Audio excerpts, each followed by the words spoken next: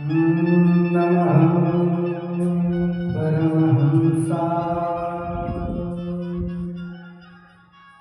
स्वादितचरणकमलचिन्मकरन्दाय भक्तजनमानसनिवासाय श्रीरामचन्द्राय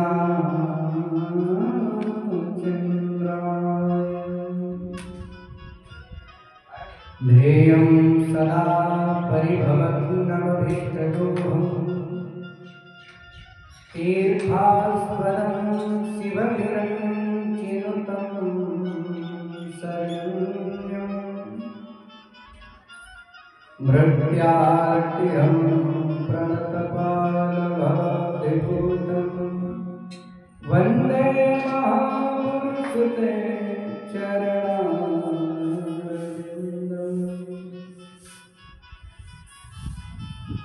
योऽन्तः विश्वमवाच्यमिमां प्रसुप्तां सञ्जीवयत्यखिलशक्तिधरस्वधाम्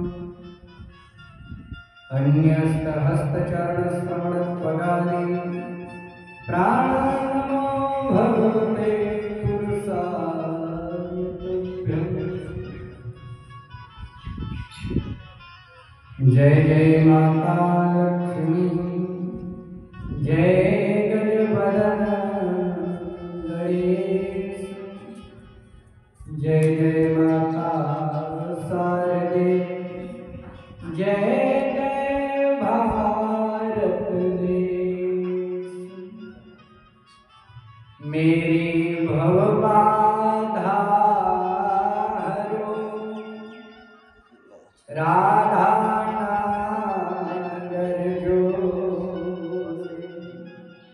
जातन की झानी पड़े श्याम हरित हो।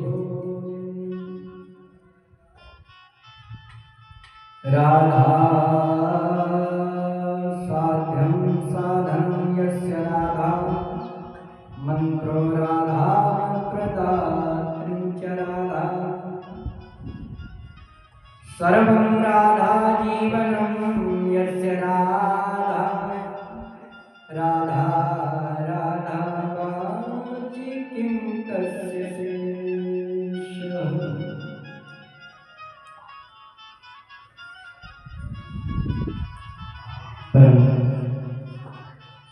मंगलमय परात्पर परम अखिलेश्वराकार करुणामरुणालय भक्तवांछा कल्पतरुतलितुलित पीताम्बरधर नंदनंदन यशोदानंदन अखिल कोटि के ब्रह्मांड नायक जगत को बनाने वाले, पालन करने वाले, संहार करने वाले, असंख्य अप्रणीय दीनबंधु दीनानाथ जगत पिता भगवान ठाकुर श्री राधा श्री हरि जी महाराज के पावन वर्णमयी विग्रह मूर्ति श्रीमद् भागवत महापुराण उपस्थित भक्तवृंद विप्रवृंद सती अनुसुईया के पदचिन्हों का अनुसरण करने वाली हमारे देश की समस्त माताएं बहन सभी के पावन चरणार बिंदों में यथायोग नमन वंदन अभिनंदन।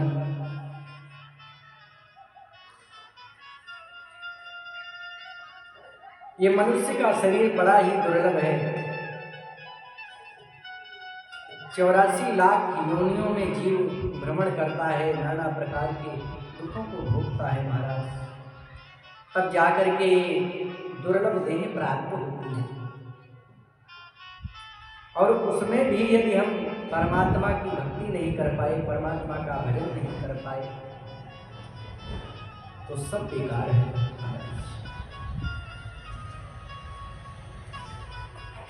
आप अभी षष्ठम स्कंद में अजामिल की कथा सुनी। कहाँ लगी नाम बड़ाई और राम न सकई नाम गुण। नाम की इतनी महिमा है कि स्वयं भगवान भी नहीं जानते हैं कि हमारे नाम का परिताप क्या है। यमराज के दूत जब अजामिल को लेने आए तो उसके पुत्र का नाम था नारायण। तो नारायण बुलाया अपने पुत्र को बुलाया, लेकिन महाराज जब यमराज के दूत उसे लेने चले तो तुरंत भगवान के पार्षद आ गए और भागवत पार्षदों ने कहा कि आप इसे नरक में नहीं ले जा सकते, इसने मेरे प्रभु का नाम लिया। यमराज के दूत गए, प्रभु सब भगवान का ही नाम लेंगे, सब अपने पुत्र का नाम ही लेंगे, तो हम किसको नरक में जाएंगे। तो कहते हैं, बड़ा सुंदर भाव है, कहते हैं जिह्वा नवक्ति भगवत गुण नाम ध्येयम चेतस्ना स्मरत चरणारविंदम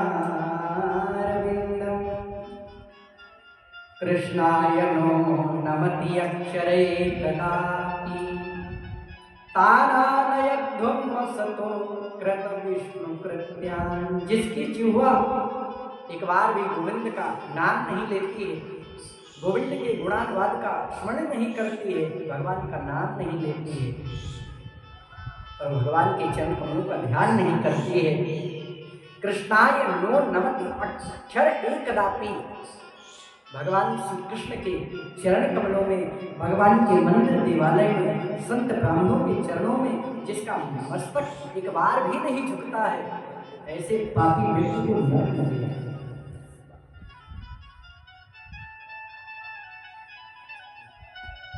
कल के पावन अवसर में भगवान की बड़ी ही सुंदर दिव्य कथा का आप सभी ने स्वागत किया। भागवत जी के महत्व के 6 अध्यायों की कथा आप सभी ने सुनी और मंगलाचरण की व्याख्या नैमिषारण्य की पावन भूमि पर श्री सूत जी महाराज विराजमान है। 88,000 संत जन ऋषियों को श्रीमद् भागवत कथा श्रवण करा, अमर कथा का रसपान किया।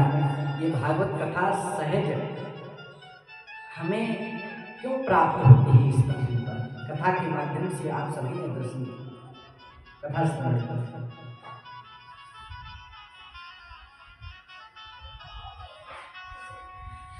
और फिर महाराज सुखदेव का जन्म हुआ, फिर यम पर प्रजन तमनुपेतमपेत सीधे बंदी होता।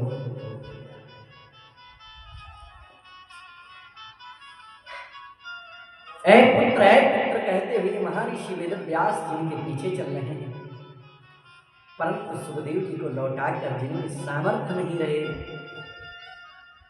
लौटाने की जिनमें सामर्थ्य नहीं रही, ऐसे परम वंदनीय श्री सुखदेव जी का हम वंदन करें।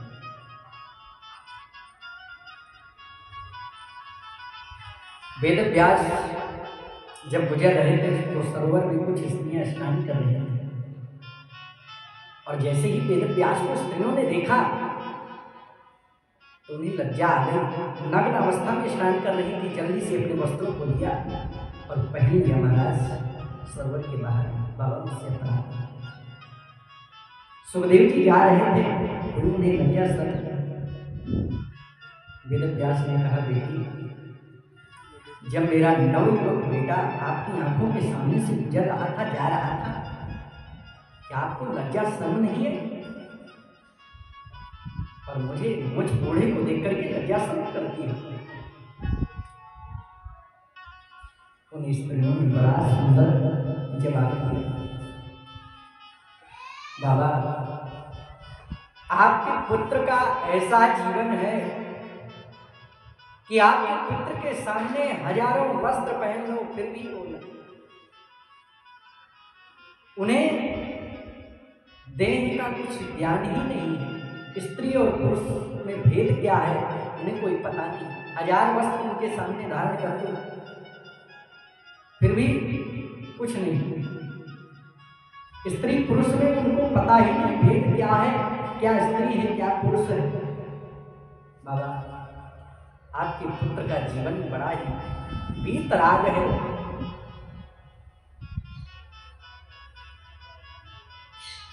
इधर बद्रीनाथ धाम में अपनी संन्यास कुटिया में महर्षि वेदव्यास भजन कर रहे थे, साधना कर रहे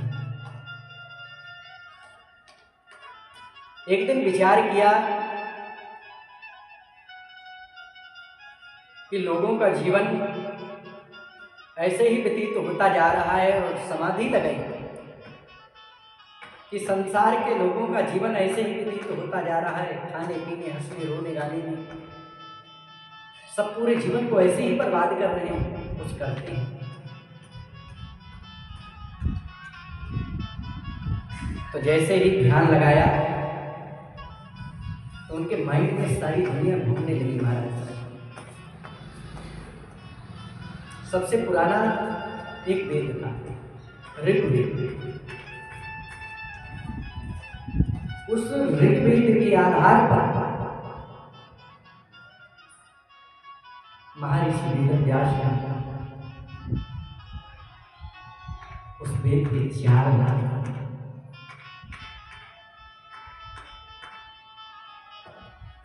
ऋग्वेद, सामवेद, अथर्ववेद और यजुर्वेद, और वेदों के आधार पर 17 पुराणों की रचना की, 6 शास्त्रों की रचना की।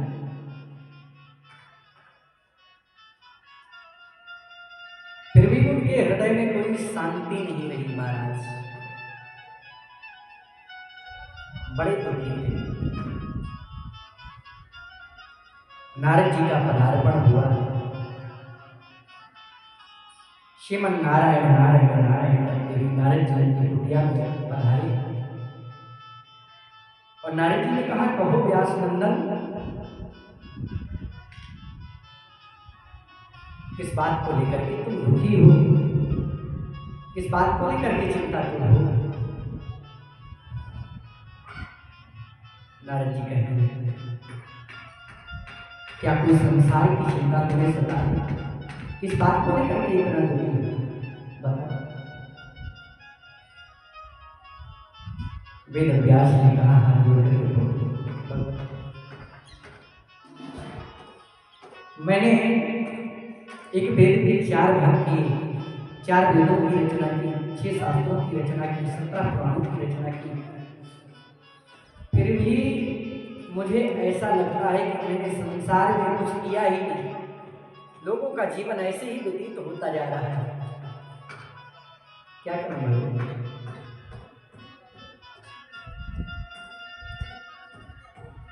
नारद जी ने कहा, नारायण ने मेरे पिता ब्रह्मा को दिया 4 गुण, और मेरे पिता ब्रह्मा ने मुझे दिया, वो मैं तुम्हें प्रदान करता हूँ। इसके आधार पर आप इसका विस्तार करते जाएंगे तो बड़ा ग्रंथ संहिता तैयार है। क्योंकि आपने 17 पुराणों की रचना की, 6 शास्त्रों की रचना की, 4 वेदों की रचना की, लेकिन किसी हंस को सरोवर में रहने की आदत है, किसी हंस को सरोवर में रहने की आदत है, तो कीचड़ नहीं जाएगा। इसलिए जब तक राम और कृष्ण के चरित्रों का विस्तार से आप वर्णन नहीं करेंगे, गाएंगे, तब तक आपके हृदय में शांति नहीं हो सकती। बड़ा सुंदर भाव है प्रबोधन ब्रह्मचारी जी का कि बोले नारद सब आपने धर्म सिखाए, किंतु कृष्ण के चरित्र ललित अति विशद न गाए। भक्ति भाव ते हीन को कवि जो कविता करी है। जो संसार में भक्ति भाव से हीन है उनको भी कैसे कविता करेंगे? इसलिए कि जब तक आप विस्तार से भागवत की रचना नहीं करेंगे, आपके हृदय में संतोष मिलेगा। वेद व्यास कहने लगे अब बुढ़ापा आ गया प्रभु, मुझे कुछ करने की कोई याद नहीं। अब बुढ़ापा आ गया, अब कुछ मन ही नहीं होता करने का।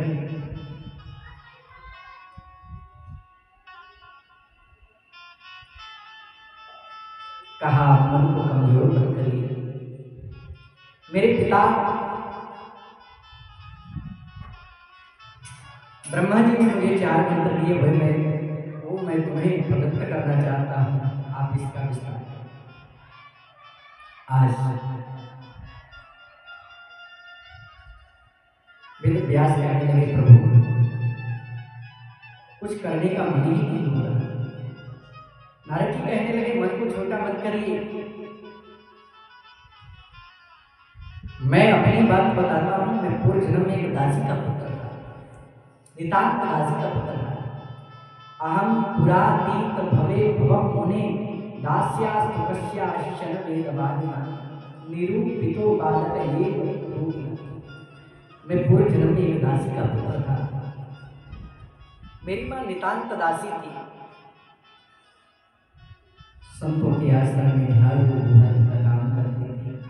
मेरी माँ को गाय धोना आता था। मेरी माँ को गाय धोना आता था, संतों की सेवा करती, और जब संतों के सत्संग में जाती थी मुझे लेकर। और वास्तव में कथा जहाँ हो रही हो, भगवान की कथा हो रही हो, जहाँ सत्संग हो रहा हो भगवान का, वहाँ बच्चों को अवश्य आना चाहिए कथा में। कथा से उन्हें संस्कार मिलते हैं, जीवन में अच्छे विचार आते हैं, सद्गुण आते हैं। नारद जी कहते हैं जहाँ मेरी माँ सत्संग में जाती मुझे लेकर के जाती है।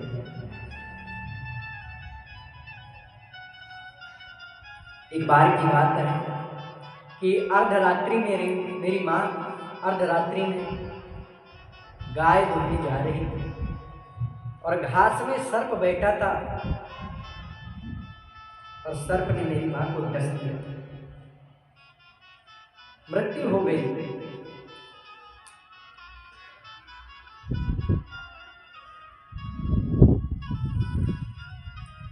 तो मैं बड़ी जोर से रोया। तो एक आंख से गर्म आंसू निकले, एक आंख से ठंडे आंसू निकले। यहाँ पर श्री सोनकार दृष्टि ने प्रश्न किया प्रभु कि एक आंख से गर्म आंसू तो निकले, एक से ठंडे। तो कहते हैं सूत जी महाराज हे ऋषि, जब व्यक्ति दुख में होता है तो उसकी आंख से गर्म आंसू निकलते हैं, और व्यक्ति जब प्रसन्नता में रोता है तो आंख से ठंडी आंसू निकलते हैं। नारद जी कहते हैं कि मैं बड़ी तेजी से रोया और फिर हंसा। रोया इसलिए कि माँ मर गई, इस बात को लेकर के बड़ा दुख हुआ, और हंसा इसलिए कि मेरी माँ हमेशा मुझे कहीं जाने नहीं देती, संतों के संग में भजन साधना करना। इसलिए मैंने सोचा कि माँ मर गई, चलो अच्छा, बल्कि ऐसा सोचना चाहिए था। नारद जी कहते हैं मेरी माँ की जब मृत्यु हो गई, मैं सीधे उत्तराखंड में चला गया प्रभु की भक्ति करने, भगवान का भजन करने।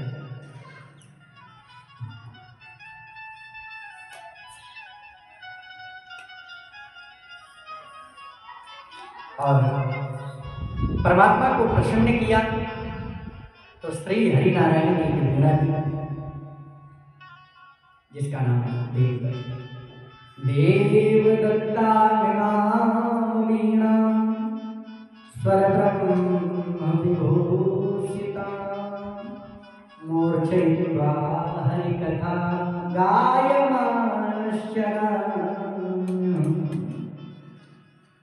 स्वयं भगवान नारायण ने देवदत्त नाम की वीणा दी। मैं दासी पुत्र, रामदास दासी पुत्र, जब देवर्षि नारद बन सकता हूँ तो आप भागवत की रचना क्यों नहीं कर सकते हैं? इसलिए मन को छोटा नहीं पड़ेगा। आज वेद व्यास उस 4 श्लोकों का अर्थ करने लगे। गणेश जी लेखनी लेकर के बैठ गए और एक संहिता को तैयार किया। अब मन में चिंता हुई, इस कथा को श्रवण करने का अधिकारी कौन है?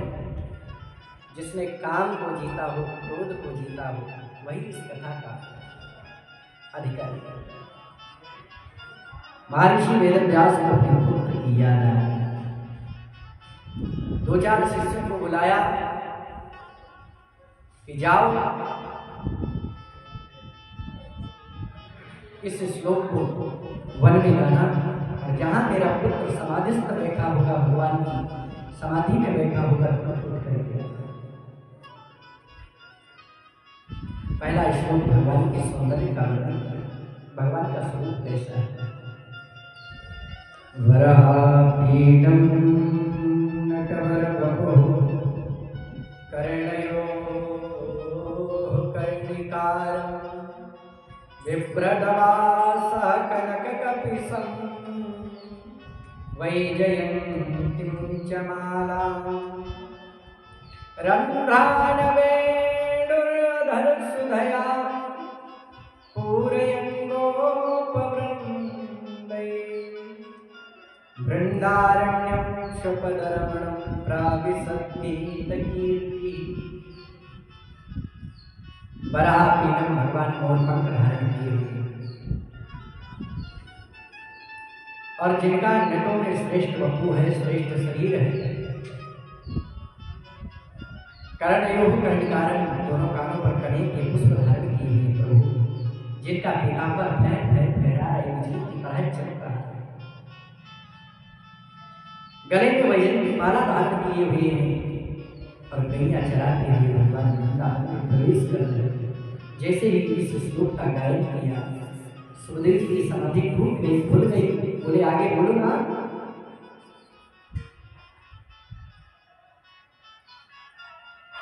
और फिर समाधिस्थ हो गए। शिष्य आए कि गुरुदेव, एक बार उनकी समाधि खुली थी, लेकिन फिर वो समाधिस्थ हो गए। फिर जब वेदव्यास ने दूसरा श्लोक दिया, भगवान की करुणा, इस संसार में भगवान के समान करुणावान कौन हो सकता है? प्रभु के समान इस संसार में करुणावान कौन हो सकता है? जो पूतना अपने दोनों सिरों पर काल नाम का विष लगाकर मेरे गोविंद को मारने आई, और मेरे परमात्मा ने, मेरे प्रभु ने उसे माता की गति प्रदान कर दी।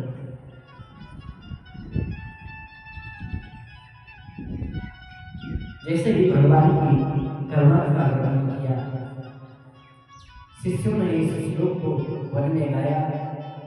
सुखदेव जी की समाधि टूट गई, खुल गई। बोले आगे बोलो ना। उन शिष्यों ने कहा कि अगर आगे कुछ और सीखना है तो ऐसे आपके पिता के पास 18,000 श्लोक हैं, आप अपने पिताजी के पास दौड़े दौड़े आए। पिताजी मुझे भागवत पढ़नी है, पिताजी मुझे भागवत पढ़नी। वेदव्यास ने विचार किया कि मैं अगर अभिमान करता हूं कि मेरे पुत्र ने काम को जीत लिया, क्रोध को जीत लिया, तो लोग कहेंगे इन्हें पुत्र मोह है, पुत्र पर अभिमान है। इसलिए सुखदेव जी की परीक्षा के लिए महाराज जनक के द्वार पर भेज दिए।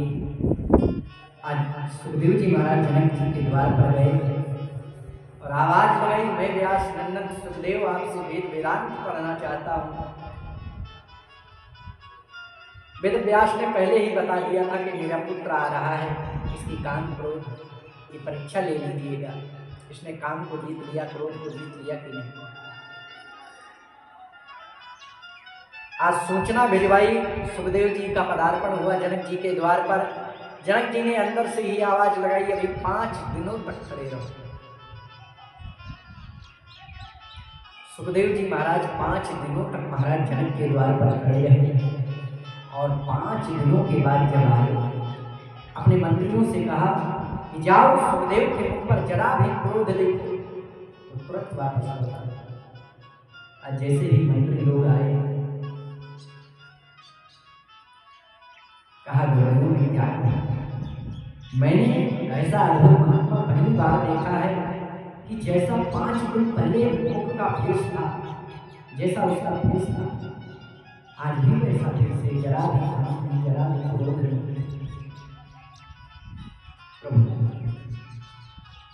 स्वयं जनक जी महाराज आए और सुखदेव जी के चरणों में गिरे। प्रभु मैं आपकी परीक्षा ले रहा था, आपके पिता का आदेश था, इसलिए प्रभु आपकी परीक्षा ले रहा था, मुझे क्षमा करना पड़ेगा। आज स्वयं जनक जी महाराज सुखदेव जी के चरणों में गिरे। सुखदेव का जीवन इतना अद्भुत है।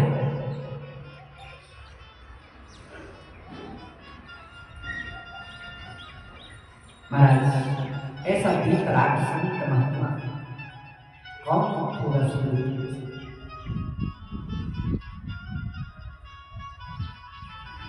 और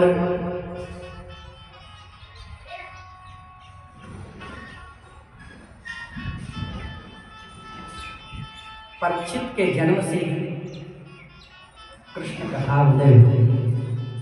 यहाँ महाराज परीक्षित का जन्म जैसे हुआ, बड़ी सुंदर पावन कथा है। एक बड़ा सुंदर प्रसंग। एक गांव का आदमी, उसे अंग्रेजी बोलने का बड़ा शौक था महाराज। एक गांव का आदमी, उसे अंग्रेजी बोलने का बड़ा शौक था। तो उसने अंग्रेजी के 4 अक्षर सीख लिए महाराज। Yes, no, very good, thank you, 4 word सीख लिए और यात्रा के लिए ट्रेन में निकल पड़ा महाराज। ट्रेन में किसी का बैग चोरी हो गया, किसी का बैग चोरी हो गया। बोला भैया आपने बैग देखा है? भैया आपने बैग देखा है? बोला यस। लाओ ना? बोला नो। खींच के एक दिया काट दिया। बोला थैंक यू। जब कस के पिटाई कर दिया महाराज, तो बोला चलो चलते चलते एक और। बोला वेरी गुड। तो कहते हैं महाराज, कोई शब्द बोलने से उसका उत्तर पता होना चाहिए।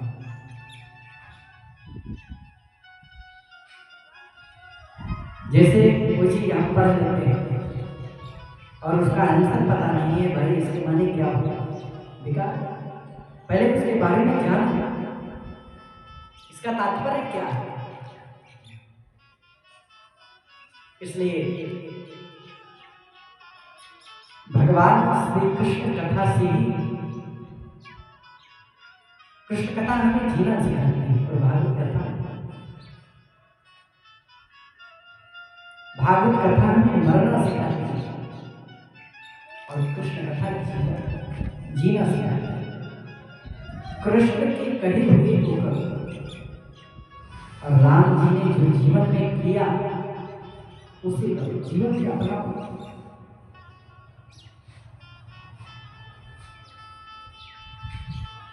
महाराज यदा मृधे कौरव संजयाना वीरे गतिं वीररतं गतेषु। जब कौरव और पांडवों का युद्ध चल रहा था,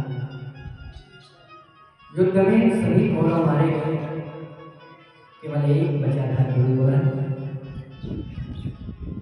आदरणीय भीमसेन ने दुर्योधन का वो भंग कर दिया, जंघा को तोड़ दिया। आज दुर्योधन अपने महल में बड़ा अपने जीवन का एक एक पल गिन रहा है। कम मेरी मृत्यु हो जाए, कम मैं मर जाऊं। दुर्योधन के पास अश्वत्थामा आया, बोला हाय हाय मैं तेरी दुर्गति को किसने किया? कौन वो है? दुष्ट बताओ। मैं उसे खींच करके लाता हूँ, आकाश में होगा, पाताल में होगा, कहीं नहीं होगा। मैं आपके सामने खींच करके लाता हूँ। मित्र,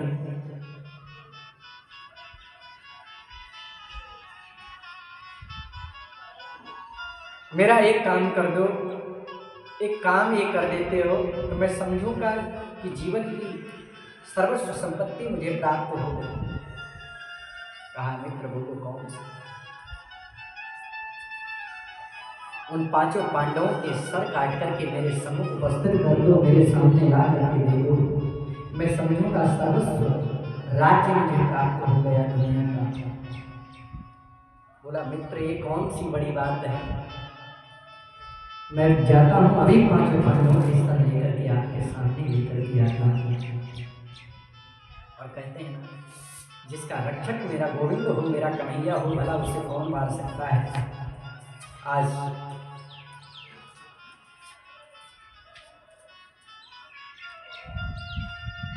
पांडवों की रखवाली में मेरे गोविंद तान दुपट्टा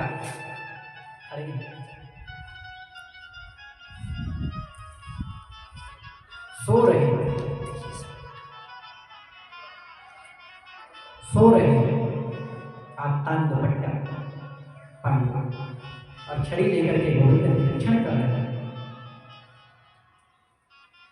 और कहते हैं कि जाको रक्षक साइया मार सके न कोई, बाल न बाका कर सके जो जग बेरी हो।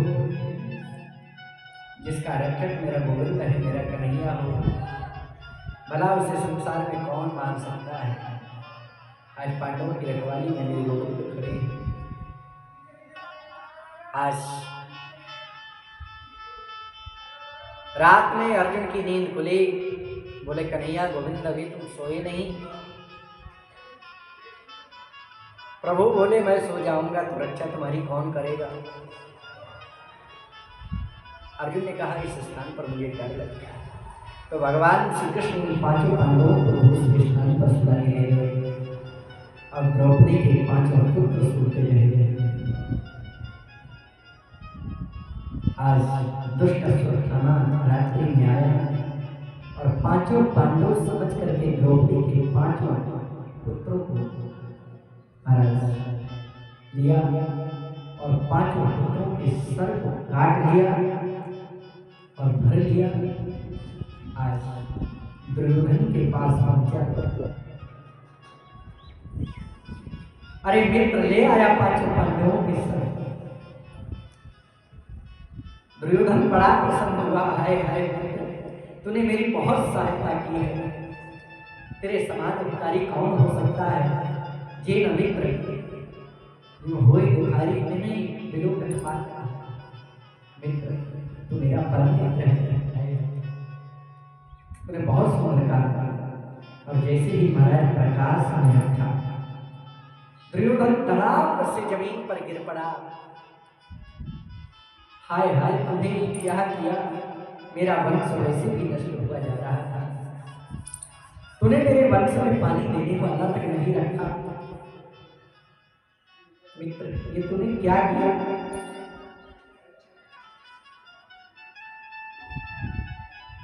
हाय हाय मित्र, ये तूने क्या किया? आज दुर्योधन का प्राणांत हो गया।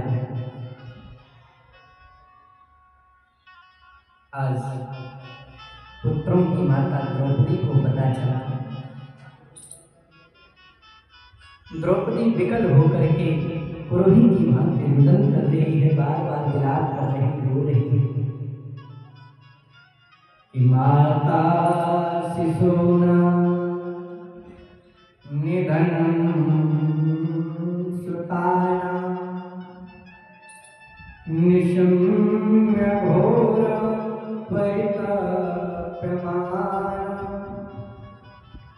तदारुण स्वास्पकलकुलाक्षी तां अन्याय किरीटमाला।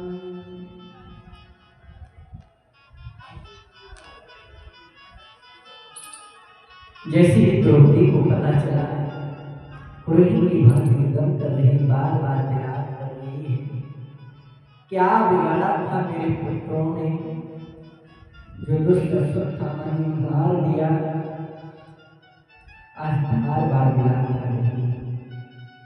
आप जरा विचार करिए, जिस माँ के 5 पुत्र मारे जाएं, उस माँ के अंतर हृदय वेदना क्या कहेगी, क्या गुजरेगी माँ के हृदय पर। आज बार बार विलाप कर रही है। अर्जुन आए द्रौपदी के पास, बोले देवी आपके पुत्रों को मारने वाला जो दुष्ट अश्वत्थामा है कहीं भी होगा, आकाश में पाताल में कहीं भी होगा, मैं उसे तुरंत लेकर के आता हूँ, खींच कर पटक करके लेकर।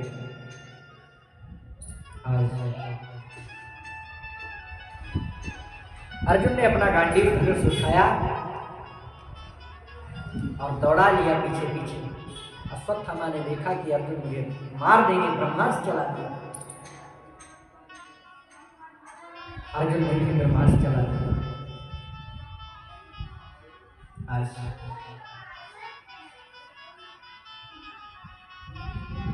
जैसे ही ब्रह्मास्त्र आते देख करके अर्जुन डर गए, गोविंद के चरणों में गिर पड़े, कन्हैया मेरी रक्षा कर।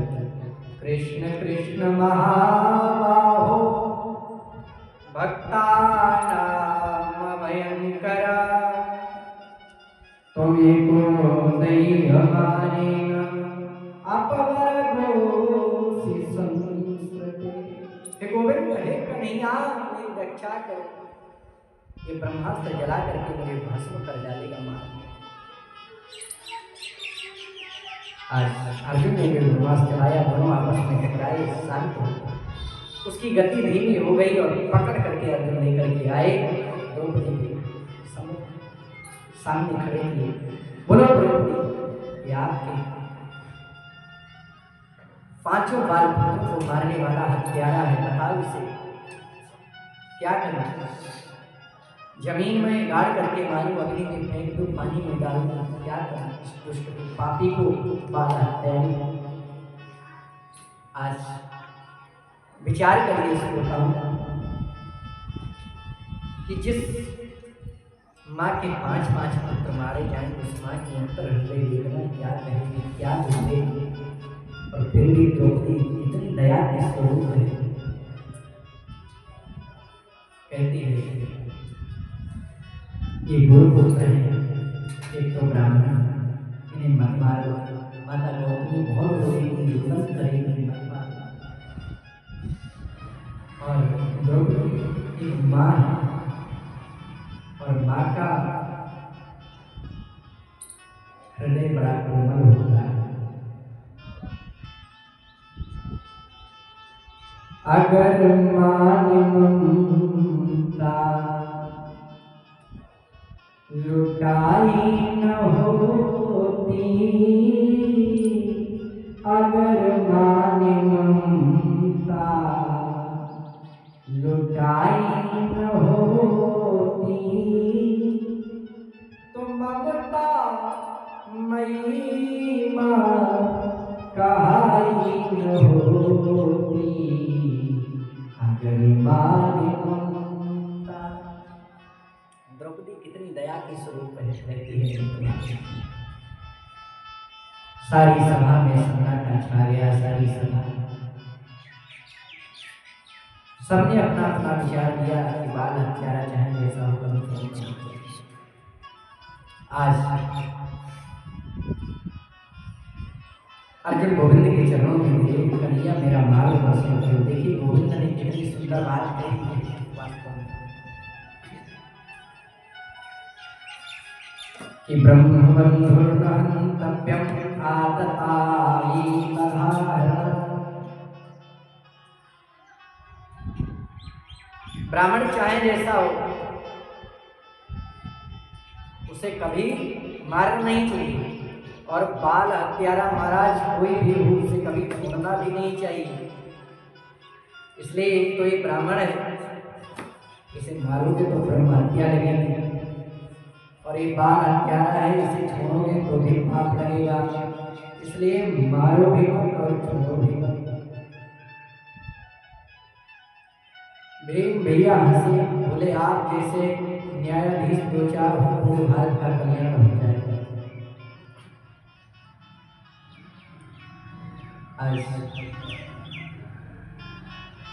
फिर भी अर्जुन ने उसके सर की मणि निकाल ली और धक्का देकर उसे बेइज्जत करके भगा दिया। लेकिन वास्तव में जब मनुष्य के अंदर ईर्षा रूपी विष भर जाता है तो कहता है ना, हमारा भले ही थोड़ा नुकसान हो लेकिन पड़ोसी का दुगना नुकसान होना चाहिए। हमारे भले ही एक आंख फूट जाए लेकिन पड़ोसी की दो।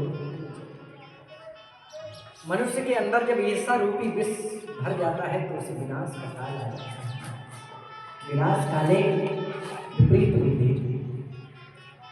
और कहते हैं जब नाश मनुष्य पर छाता है पहले विवेक पर जाता है।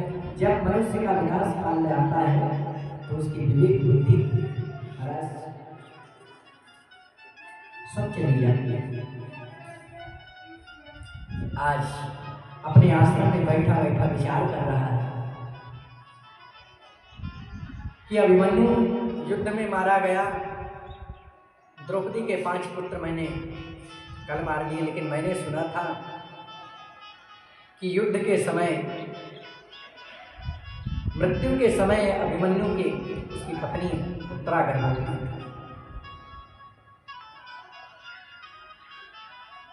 आश्रम में बैठा बैठा उसने ब्रह्मास्त्र का प्रयोग किया और उत्तरा ने देखा कि ब्रह्मास्त्र लगा करके मेरे गर्भस्थ शिशु को नष्ट कर देगा।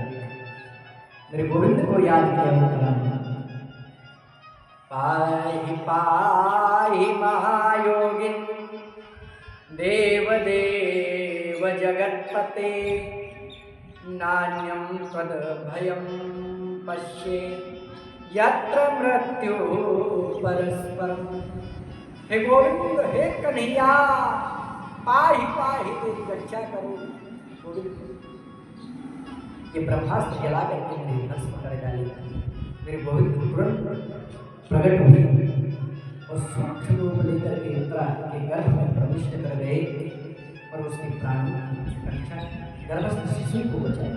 उस बालक का जन्म हुआ, नामकरण हुआ, धीरे धीरे उसका नाम परीक्षित। पूरे ही चिता सा परीक्षिता। और बालक का जैसे ही जन्म हुआ तो चारों ओर देख रहा है। क्या देख रहा है कि वो इस सभा में है कौन जिसने मेरी माँ के गर्भ में जाकर के मेरे प्राणों की रक्षा की। वो कौन है? वो कौन है?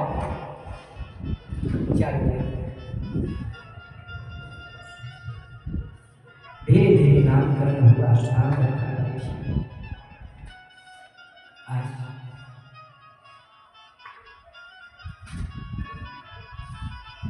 महाराज। भगवान आगे चले, माता कुंती ने चरणों में प्रणाम किया कि कन्हैया गोविंद, जब भी मेरे परिवार पर कोई संकट आया आपने सहायता की। आप अधीश्वर हो, जगत के प्राणधार हो, आप भगवान। मेरे गोविंद बोले, बुआ जी आपने क्या कही, भगवान बोल नहीं है मुझे, मैं भगवान कैसे हूँ? और हमें भगवान यदि मानती हो तो मुझसे कुछ मान लो। मैंने देखा है कि आप जीवन भर ही दुख कष्ट सह करके आई हो, कभी भी सुख नहीं। और वास्तव में माता कुंती के चरित्र का अवलोकन करिए। पति भी मिला पीलिया पति को महाराज एक ऋषि का साथ था कि जब भी तुम अपनी पत्नी के पास सहवास करने के लिए जाओगे तुम्हारी मृत्यु हो जाएगी, पति की मृत्यु होगी महाराज। लेकिन फिर भी वरदान था कि जब तुम जिस ऋषि का जिस भगवान जिस देवता का स्मरण करोगे उसी के समान मेरे गोविंद ने कहा बुआ जी कुछ मांग लीजिए। सबने सब कुछ मांगा। अर्जुन ने भी मांगा मित्र गुरु और सखा का प्रेम ही बढ़ता रहे। युधिष्ठिर ने कहा हम धर्म के मार्ग पर चलते रहे। सबने कुछ न कुछ मांगा, लेकिन माता कुंती का नंबर आया। कुंती ने झोली फैलाया और क्या मांगा? दुख। हे प्रभु, संसार का जितना दुख है सब मुझे दे दो, एक दुख समाप्त ना हो, दूसरा दुख आए। आज मेरे गोविंद ने कहा बुआ जी आप ये क्या कह रही हैं? मैंने जीवन भर देखा है आपने कभी सुख नहीं पाया, जीवन भर ही दुख भोगते आ रहे हैं। आज मैंने आपको पहली बार मांगने को कहा तो आपने झोली फैला करके दुख मांगा। बुआ जी तो देविया ने कहा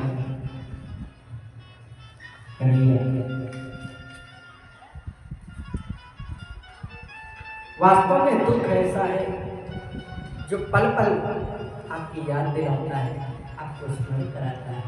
वो दुख ही ऐसा है। सुख के माथे सिर पड़े जो हरि हृदय से जाए, बलिहारी वह दुख की जो पल पल नाम जपाए। वो दुख ही ऐसा है जो पल पल आपकी याद दिलाता है।